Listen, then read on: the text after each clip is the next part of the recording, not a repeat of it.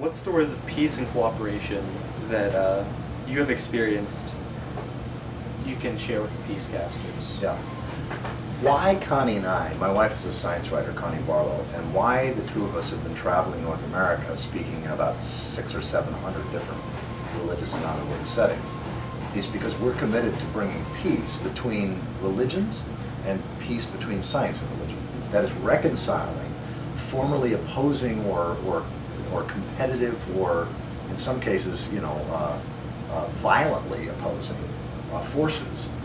Because if we don't find ways of cooperating across ethnic and religious differences, and if we don't find ways of science and religion cooperating together, we're in deep trouble as a species. So in these next 50, 60 years, having the religions be able to be deeply committed to their own perspective and yet not be threatened by differences, and science and religion working together in service of a healthy world together, that, in my opinion, was what peace and justice is really all about. And really what sustainability is about, because that's what it will take to move into a sustainable future. What inspired you to write this book? What experience drives you, and what made you write this book? What gave you the idea for this particular book? Connie and I have been speaking about this stuff for 5 years, 6 years on the road, 6.5 years now.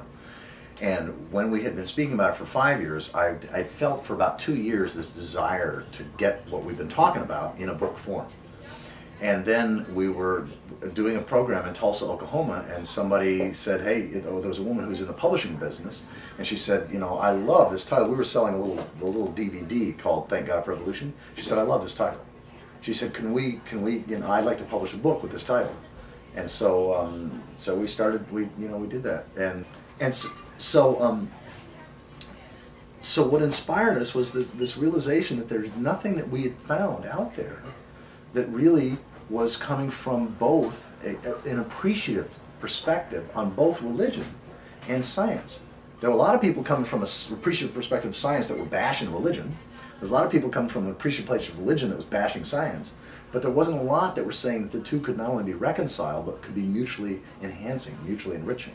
And so we felt that that's what the message we were speaking about, and that's, we've got 2 websites, thankgodforevolution.com and thegreatstory.org. And The Great Story has been around now for 6 years, and it has tons of really cool, interesting stuff about the universe and our place in the universe, and that we are the universe becoming conscious of itself, and that our bodies are made of stardust. We now know how the atoms of our bodies are created. And so this kind of stuff was so interesting and so juicy and so fascinating, and we realized, it's great to have it on a website, and we get 250,000 hits a month on a website, which is great, but still we needed to really put it in a book form. So that was, all that came together at the same time, which is why.